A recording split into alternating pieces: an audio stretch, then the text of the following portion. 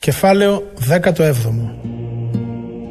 Ύστερα από 6 μέρες παίρνει ο Ιησούς μαζί του τον Πέτρο, τον Ιάκωβο και τον Ιωάννη τον αδελφό του και τους ανεβάζει σε ένα ψηλό βουνό. Εκεί μεταμορφώθηκε μπροστά τους. Έλαμψε το πρόσωπό του σαν τον ήλιο και τα ενδύματά του έγιναν άσπρα σαν το φως. Τότε εμφανίστηκε σε αυτούς ο Μωυσής και ο Ηλίας και συνομιλούσαν με τον Ιησού. «Κύριε, είναι ωραία να μείνουμε εδώ», είπε ο Πέτρος στον Ιησού. «Να κάνουμε, αν θέλεις, εδώ 3 σκηνές, μία για σένα, μία για τον Μωυσή και μία για τον Ηλία». Ενώ μιλούσε ακόμα, ένα φωτεινό σύννεφο του σκέπασε και μέσα από το σύννεφο ακούστηκε μια φωνή που έλεγε: «Αυτός είναι ο αγαπημένος μου Υιός, ο εκλεκτός μου, αυτόν να ακούτε». Όταν τον άκουσαν οι μαθητές, έπεσαν με το πρόσωπο στη γη και φοβήθηκαν πολύ. Τους πλησίασε τότε ο Ιησούς, τους άγγιξε και τους είπε: «Σηκωθείτε και μη φοβόσαστε». Σήκωσαν τότε τα μάτια τους και δεν είδαν κανέναν άλλο παρά τον ίδιο τον Ιησού μόνο του. Ενώ κατέβαιναν από το βουνό, τους πρόσταξε: «Μην πείτε σε κανέναν αυτό που είδατε, ώσπου να αναστηθεί ο Υιός του ανθρώπου από τους νεκρούς». Οι μαθητές τον ρώτησαν: «Γιατί οι γραμματείς λένε πως πρέπει να έρθει πρώτα ο Ηλίας?» Αυτός απάντησε: «Πρώτα θα έρθει ο Ηλίας και θα τα αποκαταστήσει όλα. Σας βεβαιώνω όμως πως ο Ηλίας ήρθε κιόλας, μα δεν τον αναγνώρισαν και του έκαναν ό,τι ήθελαν. Έτσι και ο Υιός του ανθρώπου μέλει να πάθει από αυτούς». Τότε κατάλαβαν οι μαθητές πως τους μίλησε για τον Ιωάννη τον βαπτιστή.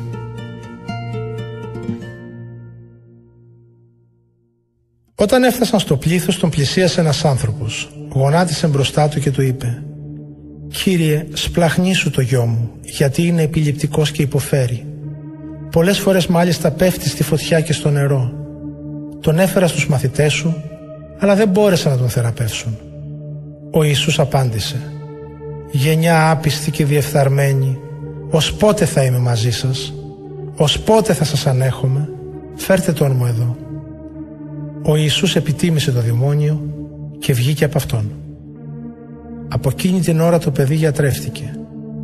Πήγαν τότε ιδιαιτέρως στον Ιησού οι μαθητές και τον ρώτησαν: «Γιατί εμείς δεν μπορέσαμε να το βγάλουμε?»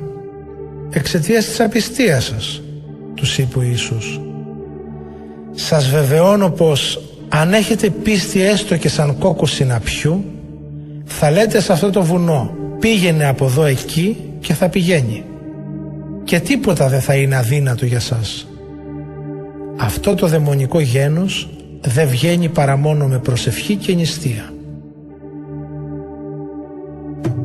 Ενώ οι μαθητές περιέρχονταν τη Γαλιλαία, τους είπε ο Ιησούς: «Ο Υιός του ανθρώπου πρόκειται να παραδοθεί σε χέρια ανθρώπων. Θα τον θανατώσουν και την 3η ημέρα θα αναστηθεί». Και λυπήθηκαν πάρα πολύ. Όταν έφτασαν στην Καπερναούμ, ήρθαν στον Πέτρο οι εισπράκτορες του φόρου για τον ναό και του είπαν: «Ο δάσκαλός σας δεν πληρώνει τις 2 δραχμές του φόρου?» Λέει: «Ναι, πληρώνει». Μόλις μπήκε στο σπίτι και πριν πει τίποτα, τον πρόλαβε ο Ιησούς και του είπε: «Τι γνώμη έχεις, Σίμων? Οι βασιλιάδες της γης από ποιον εισπράττουν τέλη ή φόρο? Από τους δικούς τους ή από τους ξένους?» Και όταν του είπε ο Πέτρος «από τους ξένους», ο Ιησούς του λέει: «Συνεπώς απαλλάσσονται οι δικοί τους. Για να μην τους σκανδαλίσουμε όμως, πήγαινε στη λίμνη, ρίξε τα αγκίστρι και πάρε το πρώτο ψάρι που θα βγάλεις. Άνοιξε το στόμα του και θα βρεις μέσα 1 τετράδραχμο. Πάρ' το και δώσ' του στο για μένα και για σένα».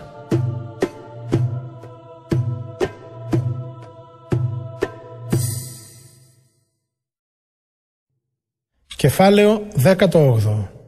Εκείνη την ώρα πήγαν οι μαθητές στον Ιησού και τον ρώτησαν: «Ποιος είναι άραγε ανώτερος στη Βασιλεία του Θεού?» Ο Ιησούς φώναξε τότε ένα παιδάκι, το έβαλε να σταθεί ανάμεσά τους και είπε: «Σας βεβαιώνω πως αν δεν αλλάξετε και αν δεν γίνετε σαν τα παιδιά, δεν θα μπείτε στη Βασιλεία του Θεού. Όποιος λοιπόν ταπεινώσει τον εαυτό του σαν αυτό το παιδί, αυτός είναι ο ανώτερος στη Βασιλεία του Θεού. Και όποιος δεχτεί ένα τέτοιο παιδί στο όνομά μου, δέχεται εμένα τον ίδιο. Όποιος γίνεται αφορμή να κλονιστεί ένας από αυτούς τους μικρούς που πιστεύουν σε μένα, είναι προτιμότερο για αυτόν να κρεμάσει μια μιλόπετρα στο λαιμό του και να καταποντιστεί στη θάλασσα. Αλίμονο στον κόσμο για τα σκάνδαλα που έχει να αντιμετωπίσει, γιατί αναγκαστικά θα έρθουν τα σκάνδαλα, μα αλίμονο στον άνθρωπο που προκαλεί το σκάνδαλο. Αν σε σκανδαλίζει κάτι τόσο σπουδαίο σαν το χέρι σου ή το πόδι σου, κόψε τα και πέταξέ τα. Γιατί είναι προτιμότερο για σένα να μπεις στην αληθινή ζωή κουλός ή κουτσός, παρά να έχεις 2 χέρια ή 2 πόδια και να σε ρίξουν στην αιώνια κόλαση. Κι αν κάτι τόσο σπουδαίο σαν το μάτι σου σε σκανδαλίζει, βγάλ' το και πέταξέ το. Γιατί είναι προτιμότερο για σένα να μπεις μονόφθαλμος στην αληθινή ζωή, παρά να έχεις μάτια και να σε ρίξουν στην πυρηνική κόλαση. Προσέξτε μην περιφρονήσετε κανένα από αυτούς τους μικρούς, γιατί σας βεβαιώνω πως οι άγγελοι τους στον ουρανό βλέπουν συνεχώς το πρόσωπο του ουράνιου Πατέρα μου, γιατί ο Υιός του ανθρώπου ήρθε να σώσει τους πλανεμένους. Τι νομίζετε, αν κάποιος έχει 100 πρόβατα και του χαθεί ένα από αυτά το ένα, δεν θα αφήσει τα 99 στα βουνά για να πάει να αναζητήσει το χαμένο?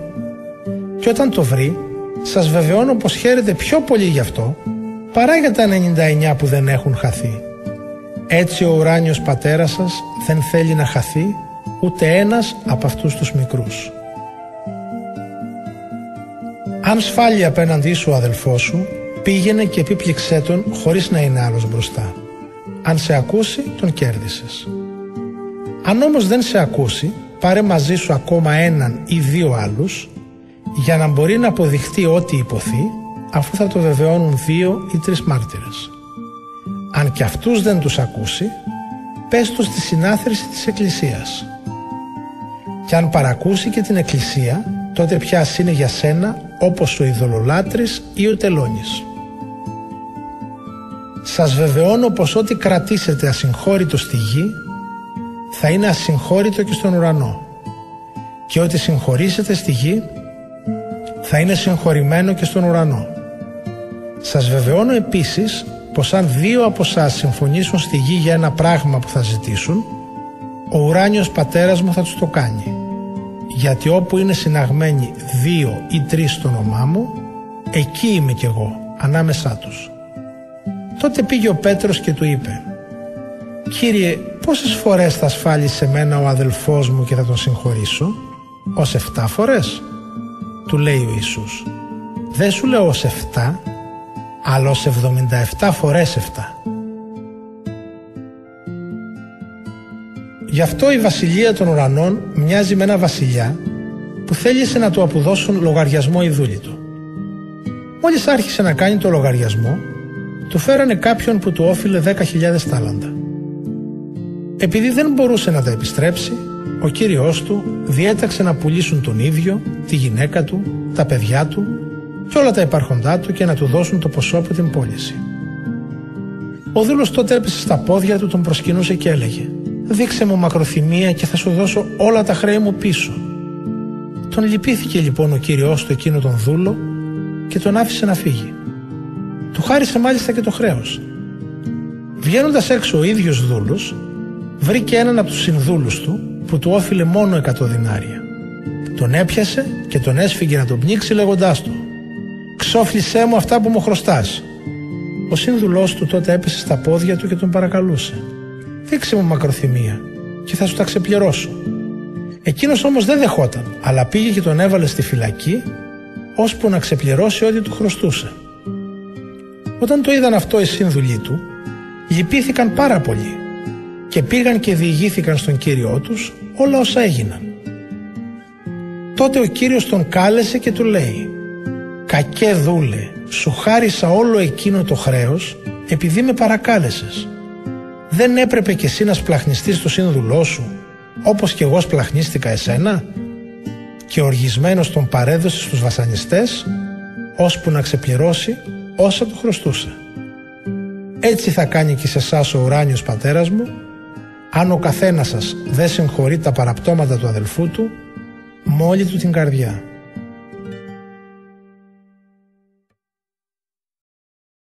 Κεφάλαιο 19. Όταν ο Ιησούς τελείωσε αυτά τα λόγια, αναχώρησε από τη Γαλιλαία και ήρθε στα σύνορα της Ιουδαίας στην απέναντι όχθη του Ιορδάνη. Πλήθος πολύ τον ακολούθησε και εκείνος τους θεράπευσε. Τον πλησίασαν τότε οι Φαρισαίοι και για να τον φέρουν σε δύσκολη θέση, του είπαν: «Επιτρέπεται να χωρίσει κανείς τη γυναίκα του για οποιονδήποτε λόγο?» Και αυτός τους απάντησε: «Δεν διαβάσατε πως ο Δημιουργός από την αρχή τους έκανε άντρα και γυναίκα? Και είπε: γι' αυτό θα εγκαταλείψει ο άντρας τον πατέρα του και τη μητέρα του και θα ενωθεί με τη γυναίκα του και θα γίνουν οι δύο ένας άνθρωπος? Συνεπώς δεν είναι πια δύο, αλλά ένας άνθρωπος. Ό,τι λοιπόν συνένωσε ο Θεός δεν πρέπει να το χωρίζει ο άνθρωπος». Του λένε: «Γιατί τότε ο Μωυσής πρόσταξε να της δίνει γραπτό διαζύγιο και να τη χωρίζει?» Τους λέει: «Ο Μωυσής επέτρεψε να χωρίζετε τις γυναίκες σας γιατί είστε σκληρόκαρδοι. Αρχικά όμως δεν ήταν έτσι τα πράγματα. Σας βεβαιώνω πως όποιος χωρίσει τη γυναίκα του για άλλο λόγο εκτός από πορνεία και παντρευτεί άλλη, διαπράττει μοιχεία. Αλλά και όποιος παντρευτεί χωρισμένη γυναίκα διαπράττει μοιχεία». Του λένε τότε οι μαθητές του: «Αν τέτοια είναι η σχέση του άντρα με τη γυναίκα, καλύτερα να μην παντρευτεί κανείς». Και αυτός τους είπε: «Αυτό δεν τον μπορούν όλοι, αλλά μόνο εκείνοι που τους το έδωσε ο Θεός. Υπάρχουν ευνούχοι που γεννήθηκαν έτσι από τη μάνα τους. Υπάρχουν ευνούχοι που τους ευνούχησαν οι άνθρωποι. Και υπάρχουν ευνούχοι που μόνοι τους ευνούχίστηκαν για χάρη της βασιλείας των ουρανών. Όποιος μπορεί να βαδίσει αυτό το δρόμο, ας τον βαδίσει».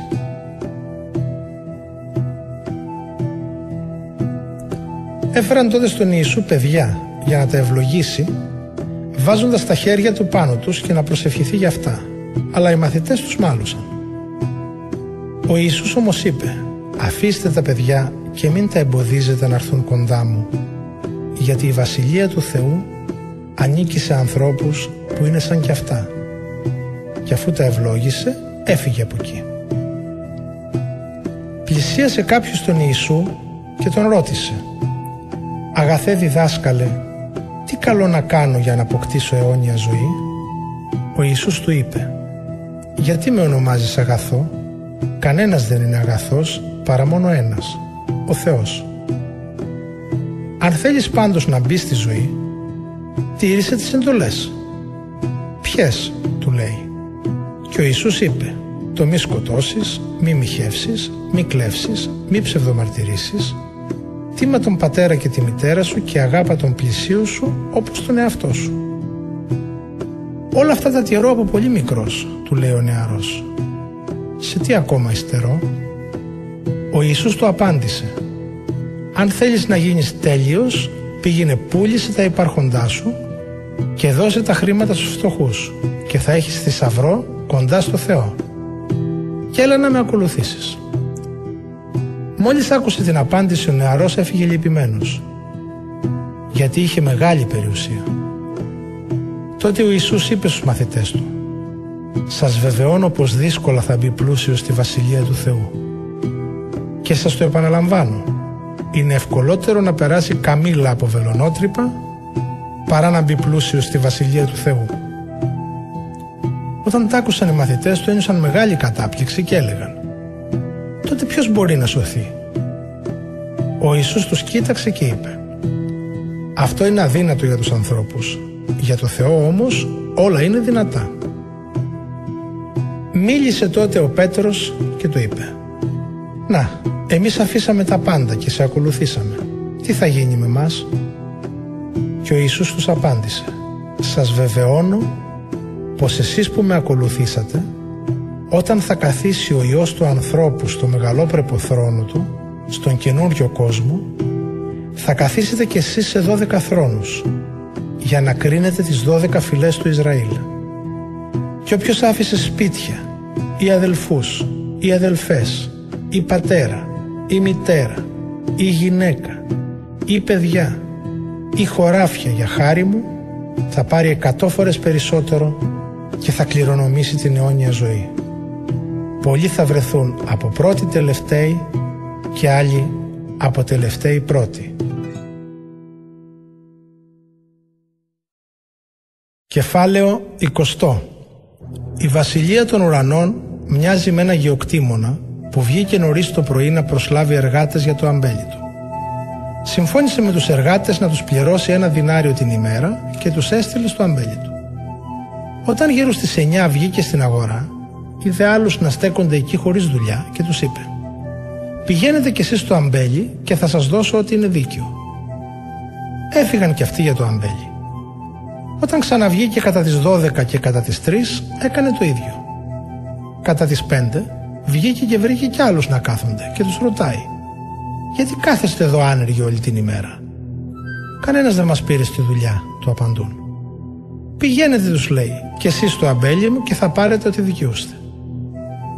Όταν βράδιασε, λέει ο ιδιοκτήτης του αμπελιού στο διαχειριστή του: «Φώναξε τους εργάτες και πλήρωσέ τους το μεροκάματο, αρχίζοντας από τους τελευταίους ως τους πρώτους».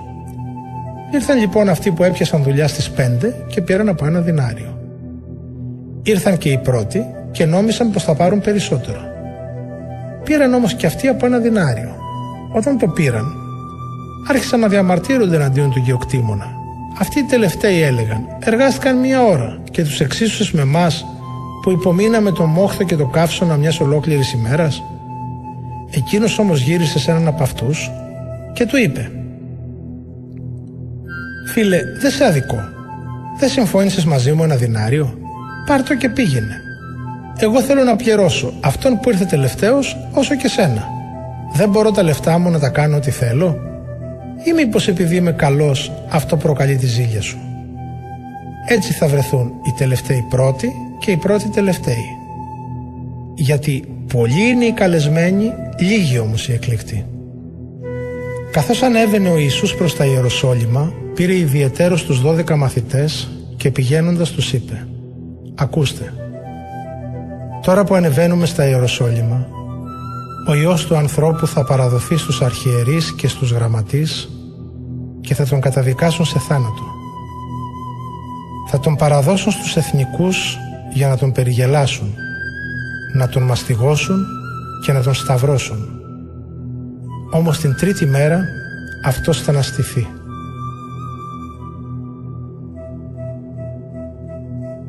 Τον πλησίασε τότε η μητέρα των γιών του Ζεβεδαίου με τους γιους της και τον προσκύνησε ζητώντας του μια χάρη. «Τι θέλεις?» τη ρώτησε. Εκείνη του λέει: «Πες να καθίσουν αυτοί οι 2 γιοι μου στη βασιλεία σου, ένας στα δεξιά σου και ένας στα αριστερά σου». Ο Ιησούς αποκρίθηκε: «Δεν ξέρετε τι ζητάτε. Μπορείτε να πιείτε το ποτήρι του πάθους που θα πιω εγώ ή να βαπτιστείτε με το βάπτισμα με το οποίο θα βαπτιστώ εγώ?» Του λένε: «Μπορούμε». Τους απαντάει: «Το ποτήρι μου θα το πιείτε και με το βάπτισμα των παθημάτων μου με το οποίο θα βαπτιστώ εγώ θα βαπτιστείτε. Το να καθίσετε όμως στα δεξιά μου και στα αριστερά μου δεν μπορώ να σας το δώσω εγώ, αλλά θα δοθεί σε εκείνους για τους οποίους έχει ετοιμαστεί από τον πατέρα μου». Όταν το άκουσαν αυτό, οι υπόλοιποι 10 μαθητές αγανάκτησαν με τους 2 αδελφούς. Τότε ο Ιησούς τους κάλεσε και τους είπε: «Ξέρετε ότι οι ηγέτες των εθνών ασκούν απόλυτη εξουσία πάνω τους και οι άρχοντες τα καταδυναστεύουν. Σε εσάς όμως δεν πρέπει να συμβαίνει αυτό. Αλλά όποιος θέλει να γίνει μεγάλος ανάμεσά σας, πρέπει να γίνει υπηρέτης σας. Και όποιος από εσάς θέλει να είναι πρώτος, πρέπει να γίνει δούλος σας. Όπως και ο Υιός του ανθρώπου δεν ήρθε για να τον υπηρετήσουν, αλλά για να υπηρετήσει και να προσφέρει τη ζωή του λύτρο για όλους». Όταν έβγαιναν από την Ιεριχώ, τους ακολούθησε πολλής κόσμος. 2 τυφλοί που κάθονταν στην άκρη του δρόμου και άκουσαν πως περνάει ο Ιησούς, άρχισαν να φωνάζουν: «Κύριε, Υιέ του Δαβίδ, σπλαχνίσου μας». Ο κόσμος τους μάλωνε να σωπάσουν. Αυτοί όμως φώναζαν ακόμα πιο δυνατά: «Κύριε, Υιέ του Δαβίδ, σπλαχνίσου μας». Ο Ιησούς στάθηκε, τους φώναξε και τους είπε: «Τι θέλετε να σας κάνω?» «Κύριε», του λένε, «να ανοίξουν τα μάτια μας». Ο Ιησούς τους πλαχνίστηκε. Άγγιξε τα μάτια τους και αμέσως απέκτησαν το φως τους και τον ακολουθούσαν.